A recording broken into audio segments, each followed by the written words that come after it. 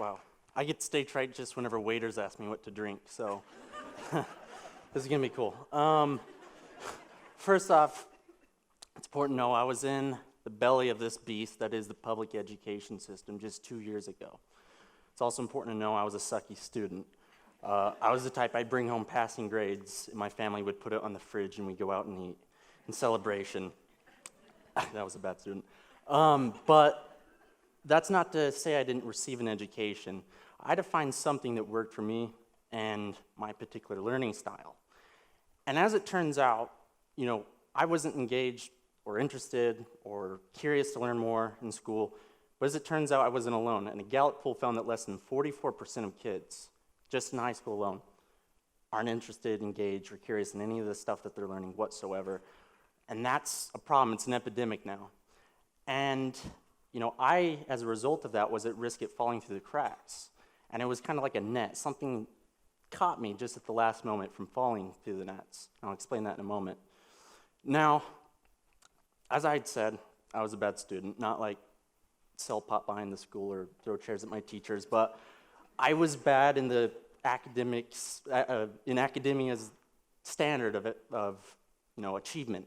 I was the type to where whenever it came time to take tests and put facts and dates and minute details and trivial knowledge in my short-term memory, hold it there till that Friday morning's test and then regurgitate it and then forget 95% of what I learned, I always failed by that standard. I was the type I didn't care who the 29th president was or when he was born, but I felt like, I could Google it and I'd tell you in 10 seconds. So I didn't find that stuff important. I didn't find relevancy in a lot of the things. I wanted to know how to build a credit score, how to start and grow a business, how to do a lot of these things that we typically don't teach kids. I wanted relevancy, but most importantly, my particular learning style was not really supported. It was a standard learning style that I didn't really fit into. Now, luckily, my senior year of high school, there's a teacher, and he saw past the fact I had a 1.6 GPA, luckily, and he invited me to participate in this mentorship program, and I was hesitant at first. I thought it was another sneak attack to get me into tutoring, so I said no. But he was persistent, and eventually I agreed to, and I'm glad I did, because at that moment I realized that all the time I had a potential. I never really had a vehicle to express that potential through public education. And it was also clear to me at that time I didn't need a school to learn any more than I needed a library to read, but I needed kind of guidance and a personal education.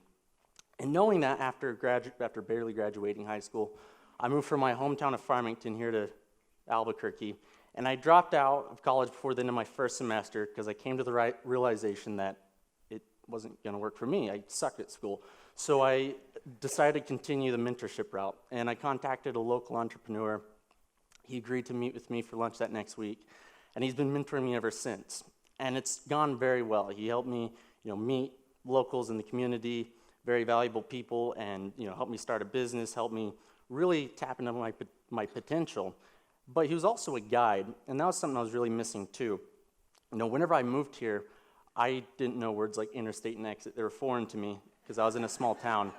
So I had to use Google Maps for the first 2 good months that I lived here.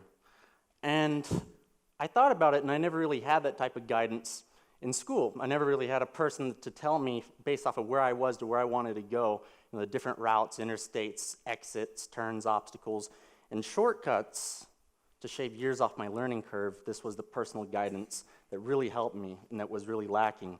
But most importantly, what he did, and what all of my best teachers and best mentors have done, is they've all taken the time to diagnose my particular learning style, not student number 230, but first name, last name, here's your strengths, here's your weaknesses, and then almost customize and tailor something unique to me, and that really worked. And what I found was, with the millions of the kids that are falling through the cracks, the thing that protected me, the net, was it was an education net that wasn't really there, because the net that catches most students is so specific, where if you excel at rote memorization, repetition, note-taking, and you thrive by academic standards by that, and you're caught in that net. But what about everyone else that's going around that? We have so many people passing through and falling through the cracks because our net is so narrow on the type of potential we deem acceptable.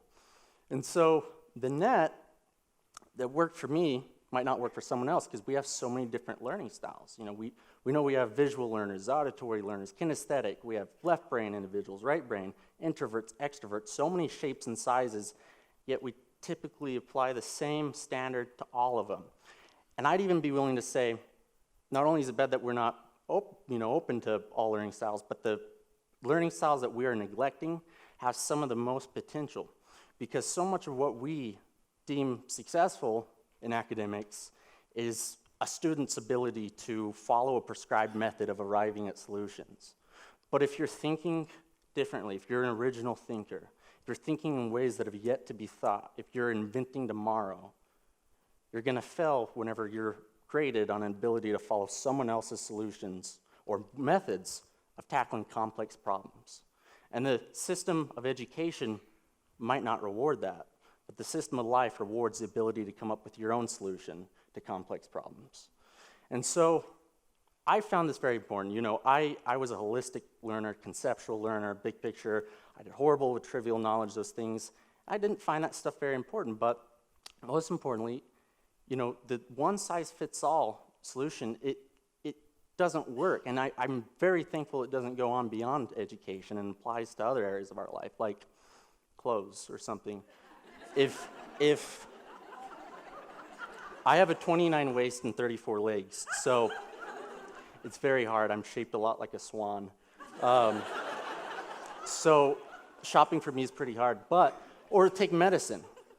You know, a doctor with all of his patients, each with their own diagnosis, each with their own needs and problems. And if he were to take a medication and prescribe it to all of his patients, that's a lot what we're doing in education, but he can't, because the reality is one patient's cure is another patient's death sentence. And the exact same concept applies to education, but the side effects are different. They're not a numb leg or kidney failure.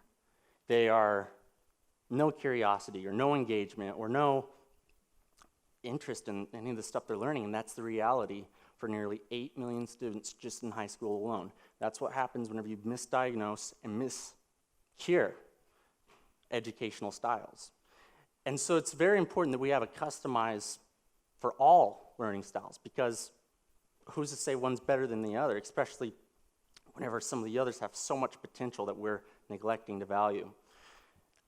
And it's going to take some work on our part. Most great things worth achieving usually do. You know, it's going to take smaller student-to-teacher ratios. It's going to take Myers-Briggs testing and personal diagnosis. It's going to take teachers really kind of repositioning themselves. A lot of teachers are still slide readers and babysitters. They need to be potential spotting machines, finding each student's unique potential. And then really developing the content based around that. You know, where better to start than New Mexico? Right now we are last. A lot of, you know, statistics have us at number 50 in education. Number 50. And our call to fame is Breaking Bad. Called, you know, a show about meth. So if we start anywhere, it needs to be here. And we really don't get enough credit for what we really are. I mean, we have some of the best scientific labs and minds in the country here. The atomic bomb was founded here. Microsoft was founded just down the street. And hopefully, together, we can help position our state to be this lantern in this valley of darkness that is education reform for other states to follow as we become the most learning style inclusive public education system in the country. Thank you.